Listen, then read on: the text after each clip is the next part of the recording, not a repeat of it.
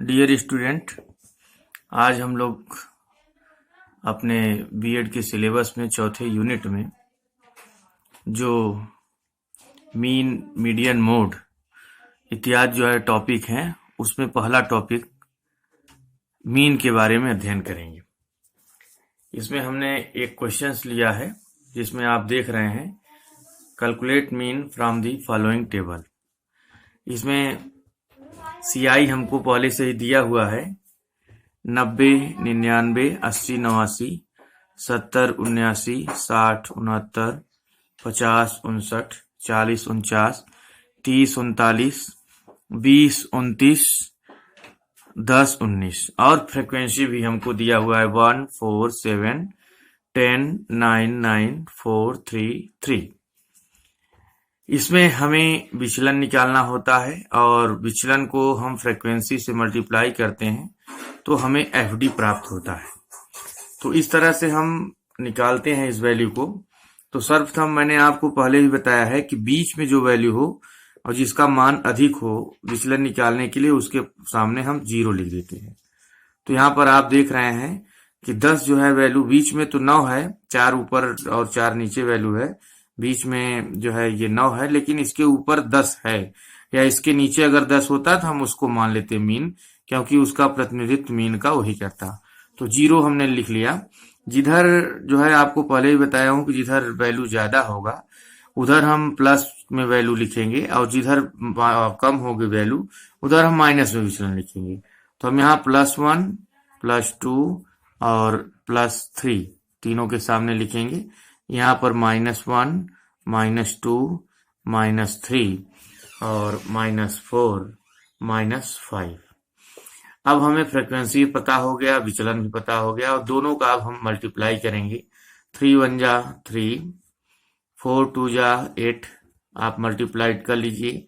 7 1 जा 7, 10 का 0 में गुणा करेंगे 0, 9 का गुणा माइनस में करेंगे मल्टीप्लाई तो -9, ये हो जाएगा -18, ये हो जाएगा -12, ये हो जाएगा -12 और ये हो जाएगा -15। अब हमें क्या करना है कि इसका एफडी को जो है हमें समेशन में वैल्यू एफडी का निकालना है। तो यहाँ पे आप देख ही रहे हैं सीधे सीधे कि 8 और 3 11 और 11 7 19, 19 वैल्यू ये इसका अगर हम ले लें तो 8 7 15, 15 3 18, 18 इसका मान प्राप्त हो गया हमें। 7 3 10 8 18। इसी तरह से इसको भी निकाल लेते हैं। अगर माइनस वाले की वैल्यू को पहले जोड़ लीजिए, फिर इसके बाद इसे घटा लेंगे। 10 20 30 40, 40 10 50, 50 7 57 और 57 और 9 7 16, मतलब ये हो गया हमारा 66। माइनस में फिर से जोड़ लीजिए 10 20 30 40, 40 10 50, 50 7 57 और 9 7 16 -66। ये इसको अगर -66 से हम +18 घटा दें तो 16 में से 8 घटाएंगे तो 8 आ जाएगा और 5 में से 1 घटाएंगे 4 आ जाएगा। तो इस तरह से आप देखिए ये वैल्यू माइनस में हमें प्राप्त हो गई। अब हम जो मान हमें प्राप्त हुआ है उस मान को हम जो है फार्मूले में रख देंगे। Put the value in the formula of mean. Formula हमको पता है, हम मीन को कैपिटल M से डिनोट करते हैं। ये हमारा एज्यूम्ड मीन होता है, ये हमारा सिग्मा FD होता है अपॉन N और इनटू CI होता है। एज्यूम्ड मीन निकालने के लिए हम करते हैं जहां पर विचलन 0 लेते हैं उसके वर्गांतर को लेते हैं और दोनों की जो है लिमिट, लोअर लिमिट और हायर लिमिट को जोड़कर उसको 2 से डिवाइड करते हैं। तो 60 और 60 120, 129 अगर इसको डिवाइड करेंगे तो ये हमें प्राप्त होगा, यहाँ पर AM की वैल्यू प्राप्त होगा 64.5 प्लस उसके बाद हमें माइनस इसका वैल्यू प्राप्त है सिग्मा FD का। पहले सबका वैल्यू देख लेते हैं -48।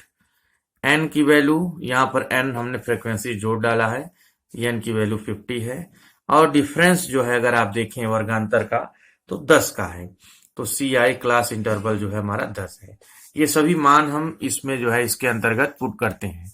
तो m इज इक्वल, AM का मान है 64.5 प्लस हमें सिग्मा FD का मान -48 पता है, इसको हमने लिख लिया। N का मान हमें 50 पता है और CI का मान हमें 10 पता है। अगर 10 से इसको काटे तो 10 पंचे 50 कट जाएगा और इस तरह से m इज इक्वल 64.5 और प्लस का माइनस में गुणा करेंगे -48 अपान 5 का डिवाइड कर दीजिए इसमें, तो आप देखेंगे 5 के डिवाइड करने पर ये प्राप्त होगा 64.5 माइनस ये 9.6। अगर इसको आप घटाएंगे तो ये आपको प्राप्त हो जाएगा 54.9। तो इस तरह से ये जो है आपका आंसर हो जाएगा मीन का। मित्रों, इसी तरह से हम लोग एक एक करके एक एक टॉपिक पढ़ते जाएंगे और उसके इम्पोर्टेंट क्वेश्चन को भी सॉल्व करते जाएंगे।